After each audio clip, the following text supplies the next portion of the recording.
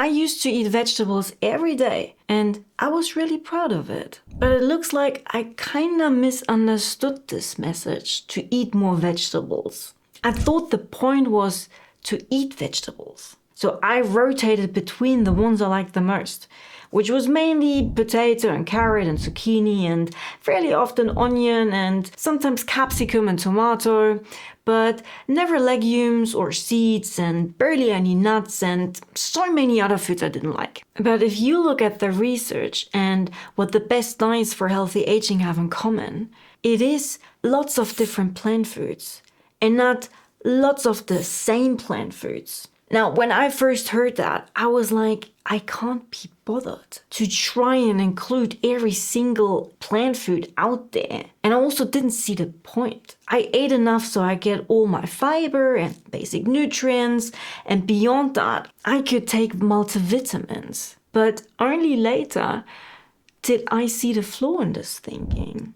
The reason plant foods are so protective as we age isn't the nutrients in there, not even the fiber. I mean, yes, it's part of it, but there is so much more going on and it's much more complex. But I didn't know. And maybe you don't know either. So in this video, I would like to share why a plant-rich diet, not plant-based, plant-rich, helps us deal with age-related damage better, and thus disease, and for how many different plant foods we should be aiming for. So one reason why a plant-rich diet is associated with substantially higher odds of healthy aging is the phytochemicals in there. The phytochemicals are compounds inside the plant. So many of these chemicals are there for the plants to defend themselves against insects and other animals that eat them. Now, when we eat those plants, those chemicals seem to stress out our body a little bit. Not in a harmful way, but enough for our body to switch on its own defense system. So it's not like that it acts like a shield, those chemicals, against damage from the outside.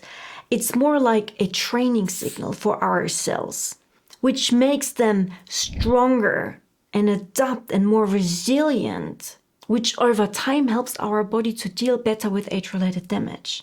It's a little bit like exercise, which also stresses our body a little to make it stronger and more resilient. Scientists call this hormesis.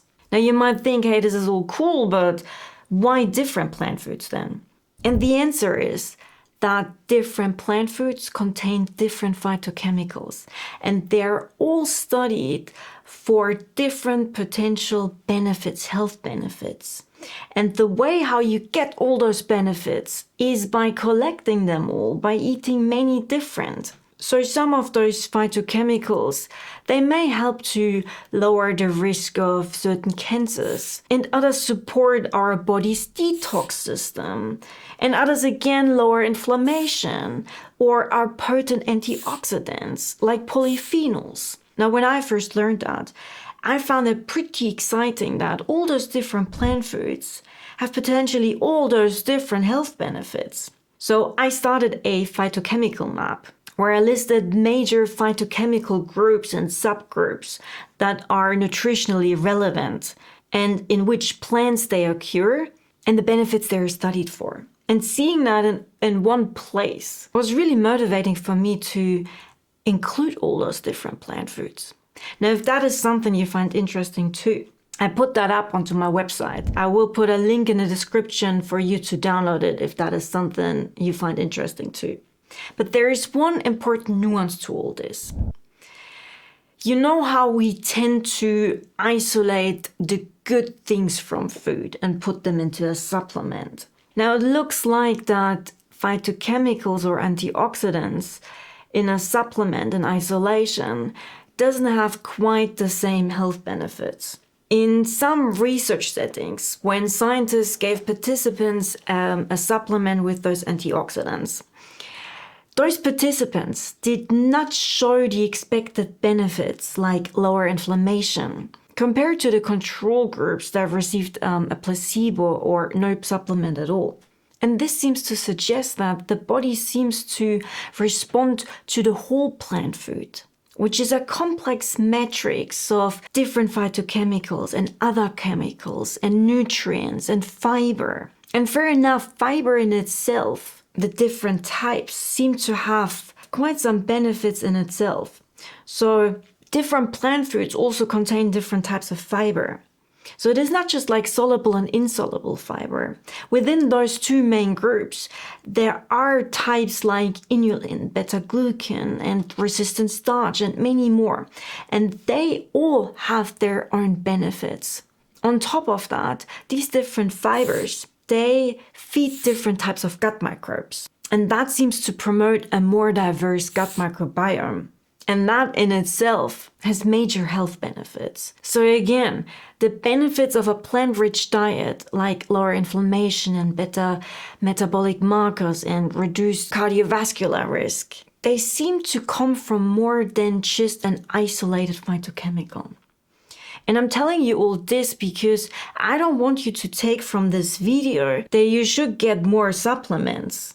The message is eat more different plant foods. Now, in terms of how many different plant foods, I follow the recommendation of the American Gut Project to eat 30 different plant foods in a week. It might sound like a lot, but it actually adds up pretty fast. My breakfast, for example, has 8 different plant foods. So I usually have Greek yogurt with chia seeds, flaxseed meal, macadamia, walnut, Brazil nut, a green banana starch powder, and then 1 to 2 different fruits, mainly berries, blueberries, strawberries, raspberries, sometimes mango, peach, persimmon, whatever.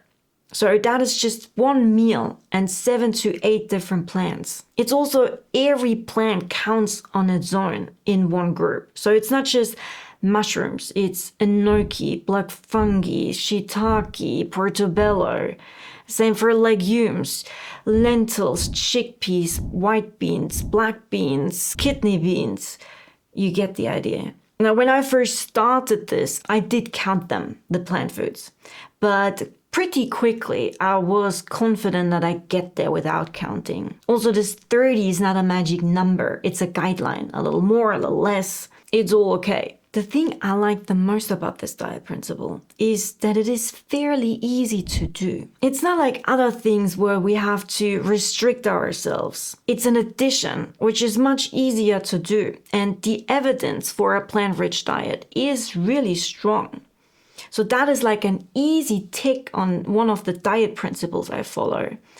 In total, I follow 5 different diet principles. And these are 5 I noticed in the research coming up again and again when it comes to a diet that is beneficial for healthy aging. Now, in later videos, I will share all the other principles I do follow. But that's it for this video, and I do hope you did find it helpful, and I will see you in the next one.